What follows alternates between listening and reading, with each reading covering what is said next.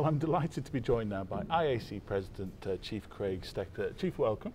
Thank you. Thank you very much indeed for joining us today. I enjoy it. Thank you very much for inviting. Now, it's a fantastic conference, this one, isn't it? Oh, it's magnificent, huge.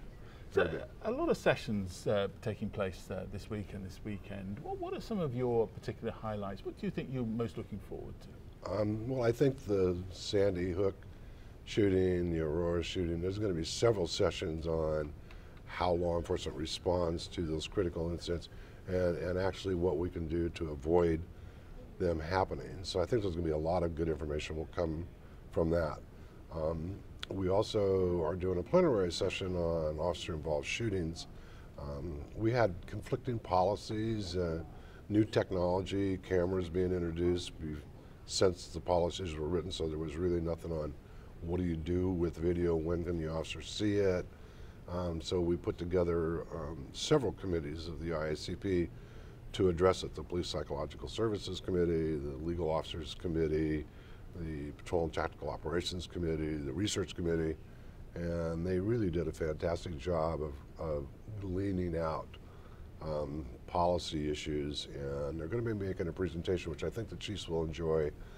You know, most chiefs will never encounter an officer-involved shooting, but if you do, you know, you want to be prepared for what's going to happen and how you investigate it, and more importantly, how you deal with the officer in the aftermath of something like that. There's also going to be a plenary session on alarm calls.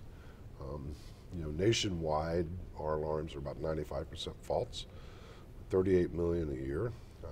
On average, the department calls for a service load, 10% are alarms.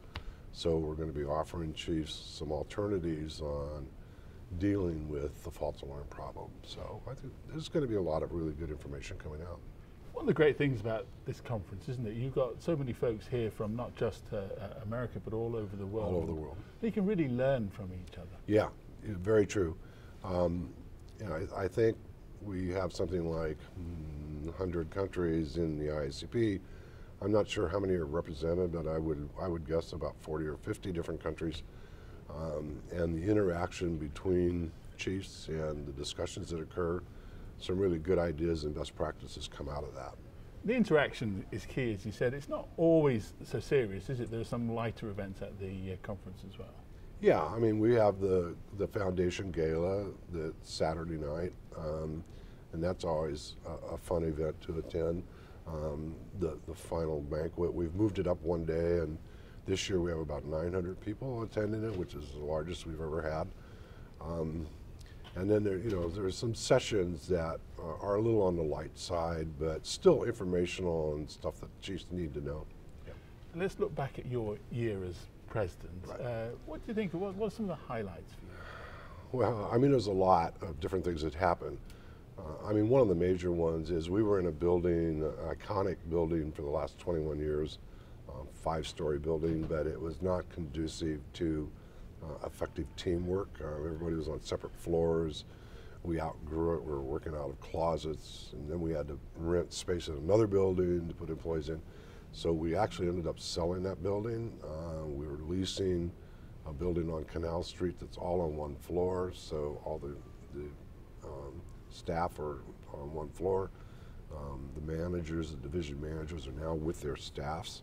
So I think it's going to make for a much more efficient operation, internal operation.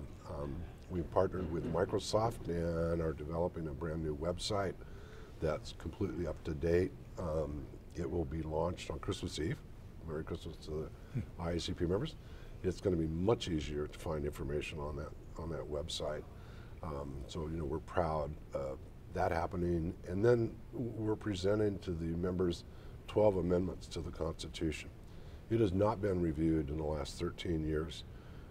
You know, and the best practices are that nonprofit constitutions should be reviewed every 3 to 5 years. So we got behind the 8 ball on that, and we're introducing about 12 amendments to our members to bring the Constitution up to standards of today for nonprofit organizations, to streamline our operation and give more flexibility to the managers. Well, Chief, thank you very much indeed for joining us. Congratulations on your year as president. Well, thank you very much. And I hope you have a great conference. Thank you very much. Thank you very much. I appreciate it. Thank you.